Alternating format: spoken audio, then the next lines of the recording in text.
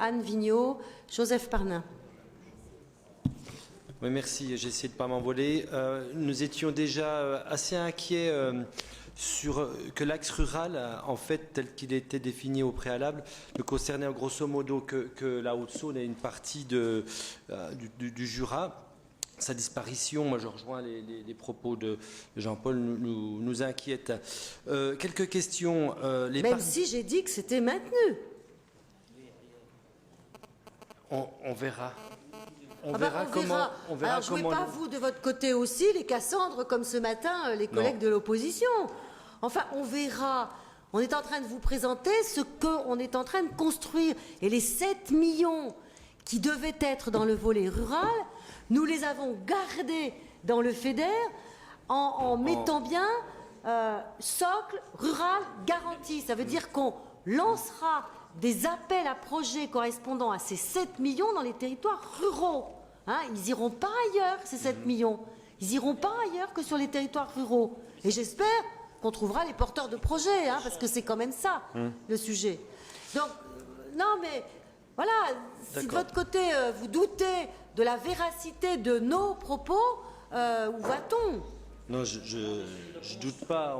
Voilà, moi j'essaie de comprendre. Ça bouge aussi beaucoup en fonction de ce qu'on avait vu au préalable. Oui, mais ça n'a pas disparu. Donc, par exemple, petite question, les parcs d'activité, vous aviez dit au préalable qu'ils sont passés de l'axe 1 dans le volet rural. Du coup, je m'interroge. Non. Bon, ben si, ils sont plus dans l'axe 1 et ils sont transférés dans l'axe territorial. Dans l'axe urbain. Urbain, pas dans l'axe rural. Oui, pardon. Et du coup, quid des projets éventuels de parcs d'activité qui seraient hors zone urbaine? Est-ce que c'est sans malice, hein, est-ce que ces projets il pourrait y avoir un appel à projet en territoire rural, aurait aucune possibilité d'émerger? Et puis, moi, j'avais une deuxième question sur le volet massif du Jura qui est à part.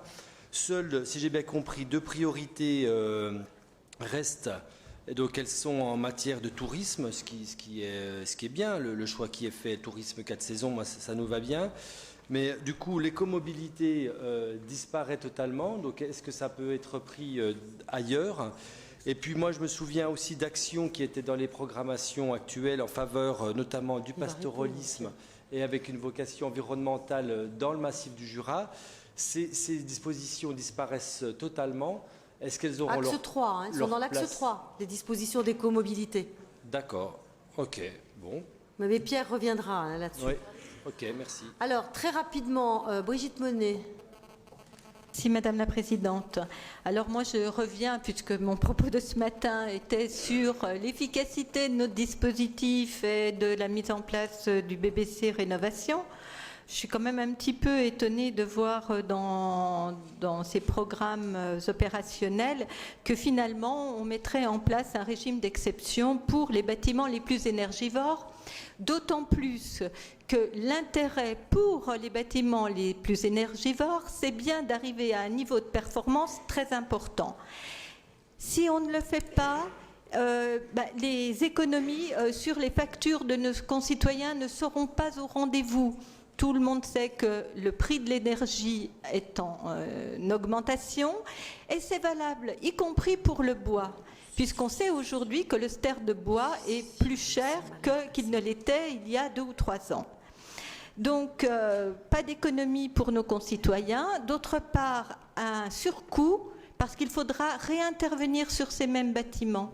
Ce qui coûte très cher, ce sont les heures de travail.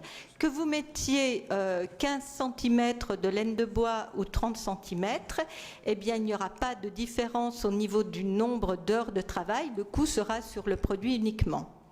Donc, je voulais revenir aussi quand même assez rapidement sur quelques éléments chiffrés qui, à mon avis, sont particulièrement importants. Il faut savoir qu'aux États-Unis, par exemple, les gaz à effet de serre ont entraîné ces dernières années, mais pas que là-bas, des aléas climatiques particulièrement importants.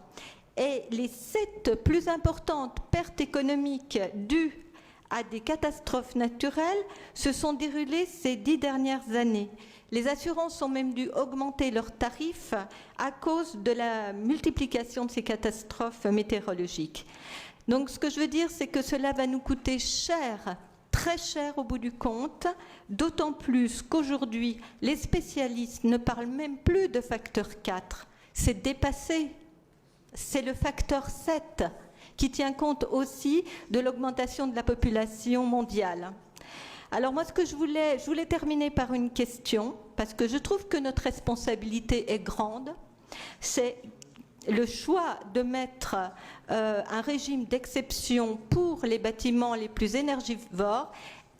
Ce choix-là est-il une demande de l'Europe ou est-ce un choix régional, sachant qu'effectivement, on sait que les pressions sont fortes, voire très fortes? C'est les deux. C'est les deux. La commission a été interrogée sur l'obligation du BBC et la commission a dit que le BBC n'était pas obligatoire. Voilà. Donc c'est pour ça que je dis que c'est les deux.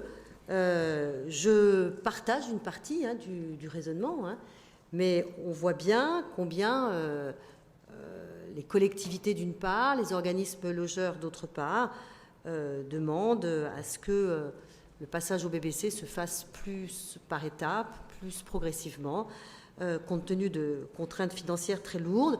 Et les collectivités nous font valoir qu'aujourd'hui, on a beaucoup de demandes à nos appels d'offres concernant la rénovation par BBC sur les logements sociaux, mais que demain, on en aura beaucoup moins parce que la trésorerie des offices se sera épuisée et que, du coup, les travaux qui resteront à faire ne pourront plus être envisagés. Donc, nous avons interrogé la Commission, alors que nous souhaitions ne pas faire de dérogation, et la réponse de la Commission a été qu'effectivement, ce n'était pas obligatoire. Anne Vigneault. Oui, juste une question.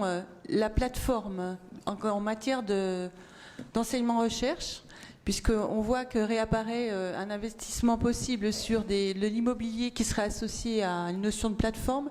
Est-ce que l'on a la définition de la plateforme? Est-ce que, là encore, est-ce que c'est une définition européenne ou est-ce que c'est une définition régionale? Bon, Pierre rentrera dans les détails, je ne vois pas de quoi il s'agit. Donc, Pierre rentrera dans les détails. Joseph. Oui.